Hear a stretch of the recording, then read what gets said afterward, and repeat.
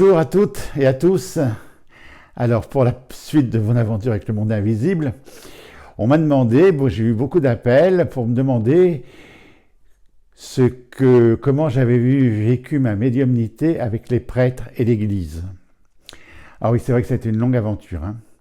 Alors, je suis né chrétien dans une famille chrétienne qui ne pratiquait pas, mais pendant mon enfance, je suis allé au patronage, entouré de prêtres, et ça ne me plaisait pas parce que j'étais un peu différent des autres enfants, donc ça ne m'intéressait pas. Donc j'aimais bien le silence des églises, donc on m'a retiré du patronage. Et puis j'avais des copains, des copines, mais j'aimais bien aller dans les églises, voilà. Pas pour prier parce que je ne sais pas ce que c'était, mais j'étais dans le silence de cette énergie. Après j'ai été enfant de cœur, alors c'est là que ça a vrillé un peu, voilà. Alors, on me demande si j'ai la foi. Oui, j'ai la foi. La foi, c'est quelque chose qui est à l'intérieur de nous. Alors, est-ce que ça se travaille ou pas? Je ne sais pas, parce que des fois, les épreuves sont données, des fortes épreuves, et c'est là que la foi peut vaciller. Mais ça rebondit tout seul. Enfin, moi, je suis né avec la foi. Alors, quand j'étais enfant de cœur, Dieu, moi, ça ne me posait pas de problème, je ne savais pas qui c'était, voilà. Mais ce qui me posait un problème, c'était les prêtres, voilà. Déjà, par contre, enfant de cœur, quand je célébrais la messe, alors j'en célébrais 3, mais je célébrais, c'est dans un petit village. Je faisais 8h30, que je me rappelle, ou 7h30, mais c'était très tôt le matin. Une vers 9h, et puis la grande messe à 10h30, qui durait presque 1h30. Sans blasphémer, j'allais dire l'enfer, voilà. À l'époque, il fallait être à jeun, sinon on était en état de péché mortel, c'est ça. Il fallait communier, prendre cette Eucharistie à jeun. Et ça, moi, ça collait pas, je me disais que... Alors on culpabilisait bien, le petit Jésus n'était pas content si on n'était pas à jeun. Mais pour moi, je me disais, le petit Jésus, il s'en fout littéralement. Avec un copain enfant de cœur, le père était boulanger, donc on se bourrait de pain au chocolat avant la messe, et comme ça on tenait la matinée sans vaciller, voilà, simplement. Et puis un jour, le prêtre a appris que j'avais mangé avant, enfin je lui avais dit, parce que je ne sais plus comment ça s'était passé, et là il m'a dit, tendez vos mains, puis il m'appelait Roussel, ça m'énervait qu'on m'appelle Roussel. Donc je tends mes mains, il me met avec un décimètre, pas une règle. Dans les livres, je dis une règle, mais après ça m'est revenu, pour faire ces vidéos, j'ai bien repensé à tout, un décimètre. Il me tapait sur le bout des doigts, j'avais les doigts bleus, voilà. Toutes les messes, j'avais les doigts bleus. Et je servais des fois la messe basse en semaine. Alors en semaine, j'étais pas à jeun, donc il ne voulait pas que je communie le soir. Voilà. Et puis, de fil en aiguille, quand je célébrais la messe, j'étais un peu révolutionnaire, vous savez, moi je ne me laisse pas faire. À un moment donné, quand il fait l'élévation, il faut sonner la cloche pour qu'il puisse redescendre l'Eucharistie. Mais moi, non, je ne sonnais pas, je le regardais. Il me regardait méchamment, il me regardait. Et moi, je ne sonnais pas. Puis au bout d'un moment, je sonnais et il redescendait. Donc, retour à la sacristie, le décimètre, voilà, voilà. Et moi, je me disais que Dieu, c'était pas ça. Dieu, c'était, puisqu'on parle que de l'amour, pourquoi j'aurais pu prendre un coup de règle parce que j'avais mangé des pains au chocolat. Donc c'était un peu la guerre, et puis quand je faisais la messe, j'aimais bien monter ces 3 marches. En fin de compte, je me croyais un peu au théâtre, j'aimais bien me présenter aux gens. Je regardais plus les gens que des fois à l'hôtel. Puis dans cet hôtel, j'ai eu des apparitions, on va dire ça, ou des visions plutôt, peut-être des visions. Parce que attention à la police spirituelle qui vont commenter s'ils entendent ce mot-là. Oui, j'ai aperçu le symbole de l'archange Michael avec sa flèche contre le mal. J'ai aperçu une femme voilée, alors je ne dirais pas que c'est la Sainte Vierge, sinon tout le monde va dire qu'il a vu la Sainte Vierge. Non, il y avait une femme voilée près de l'autel, et puis un saint que je ne connaissais pas, c'était le saint qui protège l'Église. Dans toutes les paroisses de France, il y a Saint-Rémy, Saint-Jacques, etc. Voilà. Et là, c'était Saint-Jacques à Neufchâtel-en-Bray. Et puis voilà, la vie elle a continué comme ça, avec les coups de règle pendant des années. Puis en 1966, j'ai un problème avec les dates, mais là il y a des dates qui m'ont marqué quand même. Le pape Jean XXIII meurt et arrive un jeune pape, Paul VI, qui lui réforme un peu l'Église et qui dit qu'on a le droit de déjeuner avant. Ah là là, quand j'ai appris ça, je suis allé voir le curé. Et je lui ai dit, mais mon père, ça y est, je peux déjeuner le matin? Il a dit oui, les règles ont changé et tout. Et c'est là que j'ai perdu un peu la foi. Mais je lui ai dit, comment ça s'est pratiqué? Et il me répond, le petit Jésus est venu voir le pape et lui a dit. Alors là, tout s'est écroulé pour moi. Tout s'est écroulé. La foi est partie. Pour moi, c'était pas possible que Jésus il vienne voir le Paul VI et tout ça. Et puis, j'ai perdu la foi pendant un petit moment. J'ai arrêté enfant de cœur. Et puis voilà, j'ai quitté, même très en colère. Voilà. Mais j'avais toujours cette foi en l'univers, cette foi en... On l'appelle comme on veut. Moi, à l'époque, je l'appelais Dieu, cette foi en Dieu. Le mot Dieu ne me dérange pas, hein. Mais c'est pas le vieux grand-père derrière un nuage qui condamne, qui choisit ta vie, qui va te rendre heureux, qui va te rendre malheureux, qui va te donner des épreuves. Voilà, pour moi, ça, c'était pas possible. Après, j'ai quitté mes grands-parents, je suis monté à Paris. Alors à Paris, j'étais un petit peu perdu parce que je me suis retrouvé, j'étais dans un pensionnat, le pensionnat Saint-Jacques à Neuchâtel-en-Bray, avec mes bonnes sœurs, j'étais bien avec mes bonnes sœurs. Et puis je me retrouve à l'école laïque avec des professeurs que je connaissais pas. Donc je me demande à mes parents de m'inscrire au catéchisme. Et là, ben, ça allait pas non plus. Il fallait faire des sacrifices à Pâques, des petites graines dans une boîte pour faire plaisir au petit Jésus. Enfin, tout ça, ça collait pas. Donc, je demande à être enfant de cœur. Donc, je vais à l'église, à la paroisse Saint-Rémy de Vanves. Je demande à voir le prêtre. Alors, c'était un jeune prêtre. Mais comme j'étais jeune, je voyais pas le vieux prêtre chauve comme j'avais dans ma Normandie. Là, je voyais un jeune prêtre je lui explique un peu mon parcours. Donc, il est OK, il me prend. Donc, je célébrais la messe le dimanche matin. Ah, c'était bien. Mais, évidemment, il se passe un petit truc dans cette messe le matin. Un matin, je vois le prêtre, au moment où il lit l'évangile, où il le lit. C'est pas pareil, hein, quand il lit l'évangile et qu'il fait le sermon, c'est deux choses différentes, hein, parce que souvent ça s'enchaîne. Donc, il lit l'évangile et là, je le vois qui s'allume, comme un sapin de Noël, plein de couleurs autour de lui, du rouge, du vert, du violet, enfin... Et puis, au moment où il a fini la lecture de l'évangile, hop, ça s'est amoindri, c'était un peu moins coloré. Et puis, il a célébré la messe, il a fait l'élévation c'était magique, hein, c'était plein de lumière, parce qu'au moment où ils font l'élévation, il faut comprendre que c'est une opération alchimique quand même. Mais il se passe un truc, voilà. On y croit pas, mais il se passe quelque chose. Et en rentrant dans la sacristie, il me dit, Rénal, c'était bien la messe, vous avez bien célébré, enfin, j'avais bien sonné au bon moment, j'avais pas mélangé les burettes, parce que souvent, je suis un peu dyslexique, ça se voit pas trop. Quand je parle, on m'entend, des fois, je parle à l'envers dans mes conférences, et je dis aux gens, mais remettez à l'endroit si vous n'avez pas compris. Donc, je suis un peu dyslexique. Donc, les burettes, la gauche, le vin blanc et l'eau, des fois, c'était un peu mélangé. Mais là, bon, c'était nickel. J'avais bien essuyé la petite assiette, que j'ai oublié le nom d'ailleurs. Oh là là, je suis un mauvais chrétien.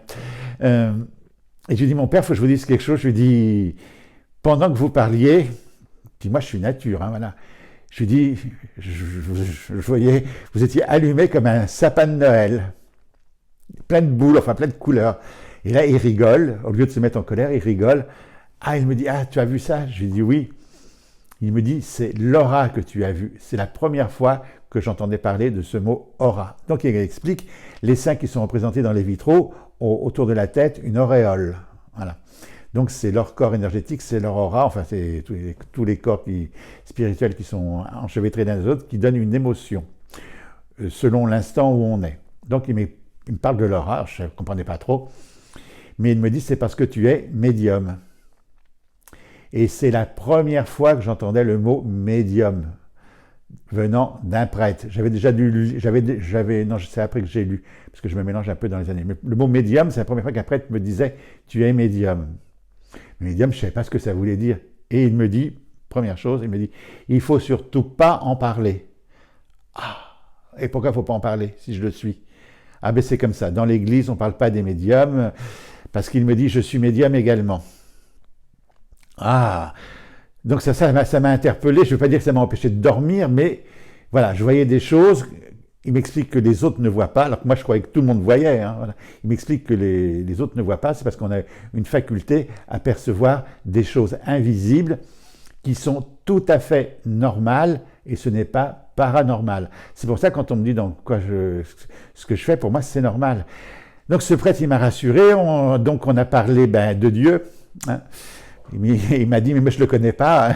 Ben, j'ai dit moi non plus. Et on a parlé des fameuses lois de l'Église. Voilà, les lois qui étaient écrites par l'Église. Mais j'étais petit, je ne comprenais pas tout. Hein. Alors je lui ai parlé de la communion à jeun et tout. Donc il m'a expliqué, non, c'était un prêtre, c'est un pape qui avait décrété, toutes les règles sont décrétées par des hommes. Voilà. Donc ça m'a réconcilié avec les prêtres. Et au long de ma vie, j'ai rencontré des prêtres fabuleux.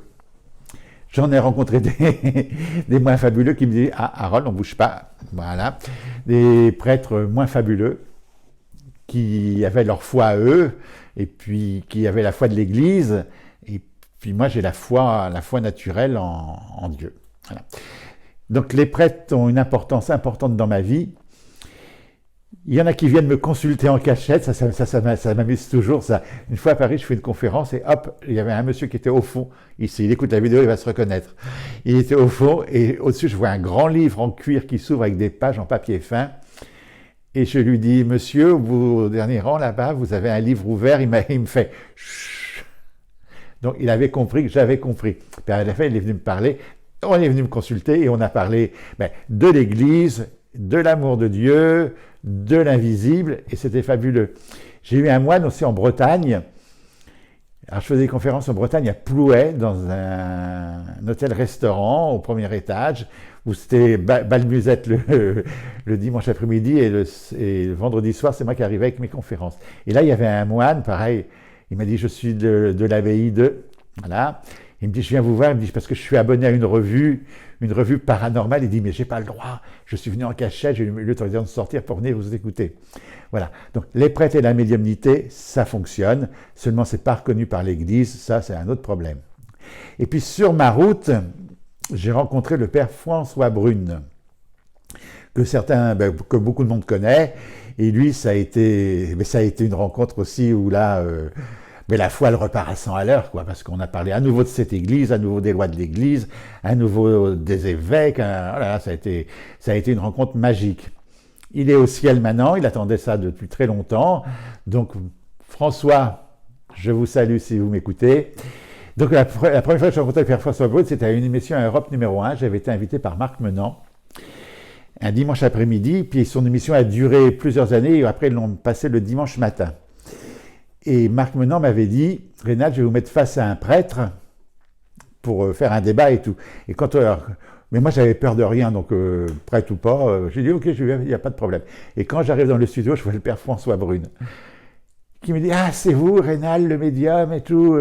Et Marc Menant dit, vous vous connaissez? On a dit oui, donc le débat était un peu changé, il n'y a pas eu de confrontation. Et puis, la vie a fait que j'ai rencontré d'autres prêtres. Et puis j'en ai rencontré un surtout, alors que peu d'entre vous connaissent. Vous pourrez aller vérifier sur Google Maps, parce que je ne dis pas de bêtises. C'est le père Emilio Tardif. Alors là, un prêtre extraordinaire, qui avait le don de guérison. Il réunissait des foules entières. Il a écrit des livres, d'ailleurs, sur la guérison spirituelle. Je l'ai vu à Paray-le-Monial. Il célébrait une messe. Je suis un peu mauvais, j'allais dire une vraie messe. Je suis désolé pour les autres. Mais il faisait une messe où là, au moment de l'élévation, il touchait vraiment Dieu, la lumière. Hein. Il présentait l'Eucharistie dans un ostensoir, il traversait la foule et il passait comme ça, là. Et devant les gens, il s'arrêtait en disant « Tu es guéri ». J'en ai des frissons quand j'en parle encore. Là. J'ai vu des gens guérir devant mes yeux, voilà. Et j'invente pas, je vous promets que c'est vrai, parce que j'ai pu inventer pour être connu et pour tout ça. J'ai vu des guérisons, j'ai vu des gens qui guérissaient de... J'en ai vu qui étaient... Oui, j'en ai vu qui étaient infirmes, enfin qui... Voilà. Vous pourrez lire ces livres, il est sur Google, voilà. Père Emilio Tardif. Donc je lui ai parlé, j'ai eu la chance de lui parler. On était en présence... vous voyez ça, les Pères Emilio Tardif, dans aucun de mes livres, j'en ai parlé, hein. Ça me revient comme ça, parce que je vous dis, quand je fais mes vidéos, je me dis, mais qu'est-ce que je vais leur raconter?